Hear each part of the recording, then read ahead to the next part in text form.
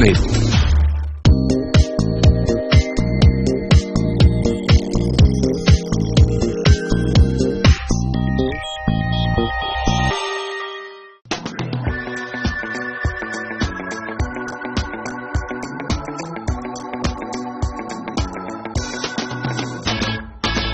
In 1981, a group of international parents started a school with 12 students at the American Consulate in Mumbai in a bid to make it easy for students to transition from one international school to the other.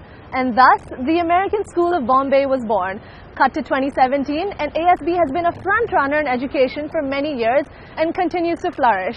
Today, ASB takes center stage as we explore its journey in not just education, but learning with a purpose. I met up with Mr. Craig Johnson and we spoke about what sets ASB apart from just being another international school.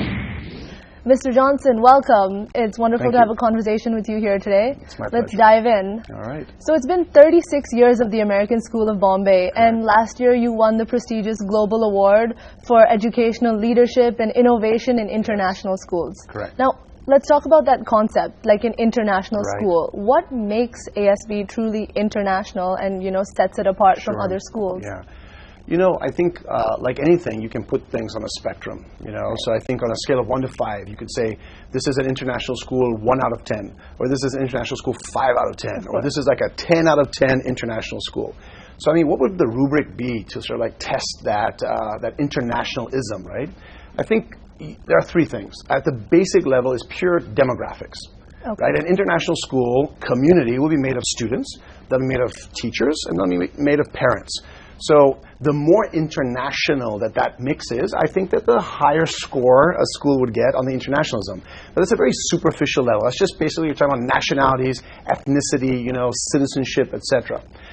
One of the key components of that would be the faculty. Right, an international faculty. And once again, we're not talking about an international faculty because they're Kiwis or they're Aussies or they're Americans or they're Brits. We're talking about the pedigree that they bring to the table. Are they international citizens that are products of international schools that have taught in international curriculum coming to India to teach an international student population? For instance, imagine a non-cricketer who's never played cricket in their life trying to coach cricket. Okay. They may have studied it, they may have watched it, they may have read all about it, but they've never really been a cricketer. Right. So for an international teacher, there is that sort of pedigree that has to happen. So I guess the bottom level, it's the demographics. A little bit above that would sort of be the international curriculum. And for that, we can talk about, A-levels, O-levels, the international baccalaureate, middle years program, etc. But also the way in which the curriculum is taught, the international pedagogy. When you talk about international pedagogy, there are certain pedagogies, whether they're Korean or they're Swiss or they're Finnish or they're Canadian, that just are more effective ways of teaching. So a real international school will pick and choose and create a menu of one of the best technologies, both human and otherwise, to create the highest level of student learning. So the pedagogy, the curriculum, the assessment. Many school systems and many national systems have an end-of-year exam. And then the very top level to truly test an American, an international system of education would be the culture of the school. Right. So when the community comes together, what are the norms? Are they pulled together because of the norms of a singular nationality? Are they behaving like a group of Brits would behave? Are they behaving like the Canadians would behave? And there are nuances there. Or have they adopted a cultural norm that is truly international? And you can say, well, what is an international norm that way? Yeah. Really, you're talking about simple things like, friendliness, politeness, helpfulness, courtesy, kindness. Those kinds of things are international. The way in which we react with each other. So demographics, just by looking at a population, the way in which the teaching and learning takes place, and lastly, the culture that binds a community together. Okay, and like you were saying, so ASB has a plethora of ethnicities in the student body as well as the teaching faculty. It really has expatriates from all over the globe. Correct. So can you elaborate on some of the endeavors taken by ASB to make that transition from one international school to the other a lot smoother? Yeah. Great question. For instance, we have 52 nationalities represented in the student body. And when you talk about 52 nationalities, you're not talking about like one Aussie, one Kiwi, one Korean, one Chinese. You're talking about, cohorts. Right. We have obviously a large U.S. citizenship. We have a large Indian national population. In fact, one of the strategic objectives of the American School of Bombay right now is to increase that Indian base from, right now I think we have 15% Indian nationals, and we want to take it up to 20%. Okay. So we're out there really picking and choosing, who are those Indian families that would get a lot out of the American School of Bombay and yet really give back to this internationalism. So we have these cohorts, the Germans and the Aussies, etc. So that's sort of there. But when the teachers come, we spend a lot of time taking a look at the teachers that we're recruiting. We spend about 40 hours per faculty hiring. Wow. We spend 40 hours in interviews, 40 hours of reference checking. We want to make sure that when the teachers arrive from wherever we're hiring them from around the world, 95% of our teaching faculty are international passport holders. So when they arrive in Bombay, and they're in the classroom with kids, we don't want any loss of time. We want them to hit the ground running. Right. We bring them several weeks ahead of time to acculture them to the norms of the American school, to ASB. And then also we have to get them to fall in love with India and Mumbai. Right. One of the key components of hiring a faculty is, are they ready not to just appreciate India, but to embrace India? Because if you're not embracing India, you're staying here for 3 years and leaving. And we really want our faculty to stay, 6 years plus. So we spend a lot of time on that fit. To answer your question about who's really going to embrace India, they're going to grow, they're really going to reach out, India's going to have an impact on them. And of course, are they in line with the very international expectations of the American School of Bombay? Right. So ASB has really set the benchmark in, 21st century education in India as well as the world. So tell me about how the school has managed to take schooling beyond schooling and sort of propel it into the future. Great question. In education, because every child, theoretically, in the world is going to go to a school. Yeah. Schools kind of have a monopoly, and they can actually remain very set back in their ways. Now, tradition is a good thing.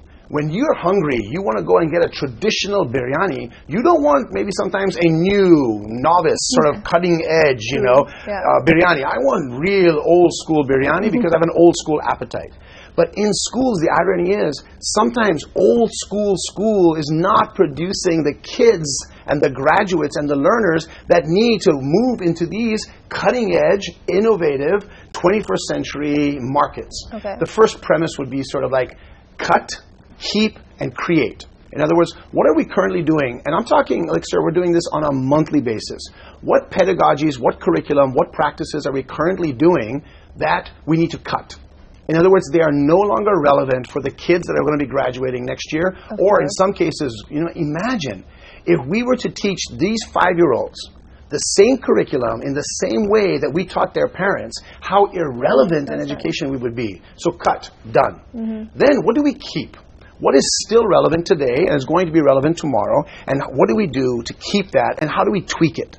And I'm talking again about everything from what books should be taught, how should they be taught, how should math be taught, how is coding and engineering and STEM and drama and vocal music and CSR, what are the most current and relevant ways of doing that? And lastly, the third piece over there is to create.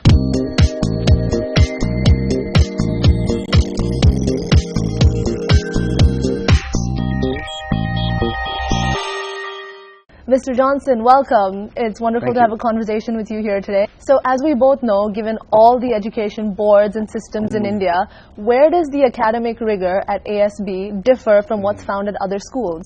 Many times, my generation, and perhaps even today, you would get homework that would have 50 fractions. So you have to do 50 fractions, and that's rigor, because it is the quantity of work that you are going to do. There are students who don't need any more practice on fractions. They have mastered fractions. What they now need to do is to transfer and apply the fraction learning. Right. So this rigor is quantity. The other rigor over here that the American School of Bombay is constantly in pursuit of is the quality. And the rigor there is also a lot of autonomy. Oftentimes, a rigorous assignment or a rigorous curriculum is where the child is frustrated with their ability to engage in it. They are not being spoon-fed it. They are not memorizing it. They do not have a textbook to support it.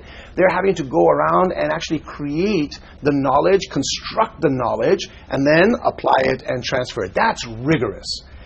Following a path that has already been redesigned, although it is 6 miles long and straight up, has a certain type of rigor. Yeah. Seeing the mountain and being able to just plot your own course and get there has a different type of rigor. This is the rigor that the American School of Bombay is really pushing towards, a relevant rigor to prepare students for a future that they themselves are going to create. That's lovely. And I believe a key facet in ASB's approach to cultivating this well-rounded individual that you speak of is giving them the ability or encouraging them to continuously inquire. Yeah. So take us through that process. Well, again, I think most international schools, if they're following the IB curriculum or the PYP curriculum, there is the unit of inquiry, you know. But once again, it can be something that is just put on a wall and said we are constant inquirers, or it's something that we just really drive in. And I think in the American School of Bombay, we really begin with the question why. We want our kids, going back to rigor, the most rigorous assignments are the ones that kids ask, why do I need to do this? And you have a good answer. Yeah. You want to test a good homework assignment? You want to test a good lesson? Have kids ask teachers, why do I need to learn this? And if the teachers don't have a good answer for that, it's probably not the correct and appropriate rigor. It is something that is hard, long, difficult, but not necessarily important, significant, or relevant.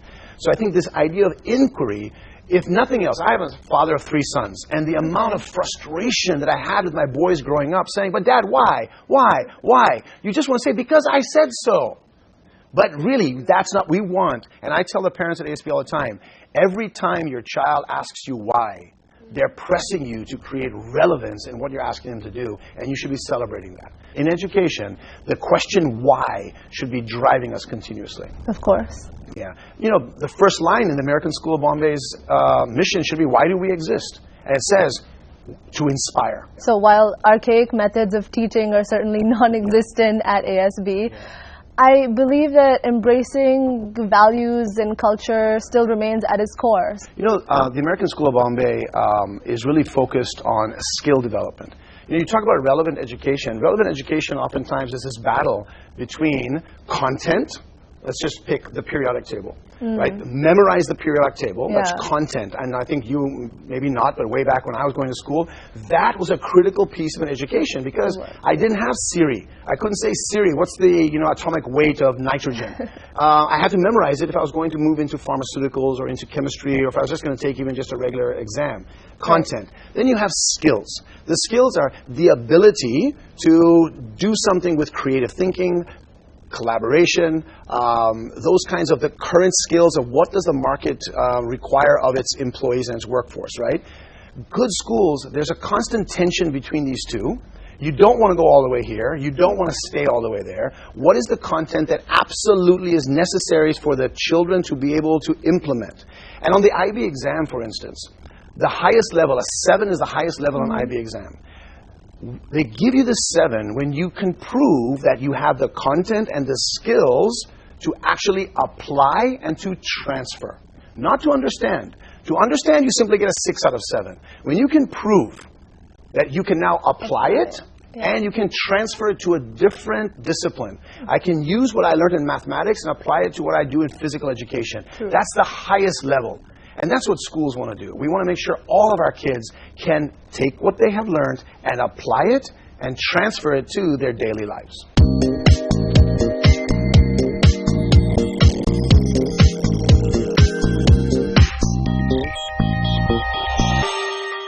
So let's talk about life after ASB.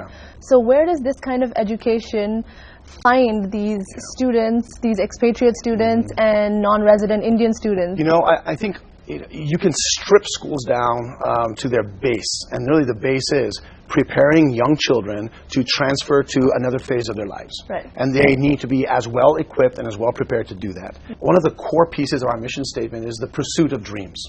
And it's a very aspirational, lofty thing, right? Is that we, the adults in the organization, are going to inspire our kids to pursue their dreams. Yeah. What's And we could print that and put it on walls, and we could talk about it in interviews, and it would not have a life. The important thing is that, to answer your question, how does the American School of Bombay prepare these kids to then go to the world stage, is what is your dream? And oftentimes, kids don't have a dream. They have somebody else's dream. Yeah. Or they have not had enough opportunities to even begin to think about the, to use your word, plethora of dreams. Because all they have been surrounded by were engineers. All they have ever heard at the dinner table is engineering. Therefore, what is their dream? Engineers. But they have never held a music instrument. They have never made a movie. They have never coded a game. They have never been offered the opportunity to play really competitive badminton. Right. So the American School of Bombay has this obligation to expose our students to all the pathways of potential dreams. Then they begin to see what their talents are, what are their passions, what are their affinities. The world is a stage for our kids because they're going to take center stage and they're not going to play the play by somebody else's script. I would love to know what are some of the plans for ASB in the near and distant future. Yeah. You know, if we really push relevancy and we say, what are we going to cut, what are we going to keep, and what are we going to create, you really end up with every child should have an individualized educational path. Because every single child is better or not as strong in mathematics or reading or writing or emotional skills or public speaking or acting or music. And so really, at the apex of the best schools is how far can you individualize the educational program and learning for my child. So to that end, the American School of Bombay, I'll just throw three things out at you that we're doing right now. One of them is we are in the process of designing what we're calling micro schools. All right, so a micro school would be a school within a school. So we're going to have these cohorts of students that are in a micro school that are put together. Many of them will be different ages, but they will spend 2, maybe 3 years. This is the ultimate dream, which we're moving towards. Years together in a micro school that focuses the performing arts. So they will have a focus of the performing arts, but in that, by the time they are in 9th grade, when they're finishing their micro school, they would have met all the expectations of a 9th grader in mathematics, science, language, foreign language, physical education, etc., but with a focus of performing arts. Then we have another one in STEM and engineering. So going back to this, who are those 20 kids that really want to become engineers? But we need them to do physical education. We need for them to speak Spanish. We need for them to do... So how do we design a curriculum to meet all of those benchmarks and all those standards through a pathway of engineering or performing arts? So the American School of Bombay really is pushing towards an inclusive model. We want children that are in 6th standard and they are doing math at a 10th standard level. We want kids who are really struggling because they have occupational needs, they have learning difficulties, they have cerebral palsy, Down syndrome. We want these two sort of buckets in the same classroom, and we want to be able to meet the needs of each of these. So we're actually hiring teachers, we're designing programs, we're actually designing physical spaces to be a more inclusive school. We would not do this, maybe, if we were in New York City. Okay. Because there are schools in New York City that meet this end very well, and they meet this end very well. Yeah. But in Mumbai, in India right now, we feel the American School of Bombay, because of how much resource we have, and because of the quality and vision of our faculty and our parent community and our board of trustees, we say, this is our time. This is our time to actually create a true microcosm of the world. Are we really international when all of our kids are, although very ethnically, they're very different, but they're all kind of similar learners? Yeah. Or can we broaden that inclusive model? So the two things that we're thinking about the future, so this idea of micro schools that really presses this individualization and becoming a much more inclusive school for a wide variety of learning styles and abilities. Thank you, Mr. Johnson. It was wonderful speaking to you. It's my pleasure. With students and teachers from all over the globe, we got to witness firsthand how ASB celebrates the diversity of its community at its Festival of Nations. The annual Festival of Nations is just one of the many ways ASB celebrates its extensive student body. The campus transforms into a multicultural area buzzing with students, faculty and parents who come together to represent their countries in a creative way. Each nationality came together to enthrall the audience and showcase their specialities for the families to enjoy. The annual fest is much awaited every year and offers slices of culture from across the globe. The American School of Bombay is Mumbai's own myriad of cultures, located in the heart of the city, thriving on the individualities of its students and seeking not only to educate but empower them and help them recognize their full potential. The school's endeavors are successfully shaping truly global citizens ready to take on the world.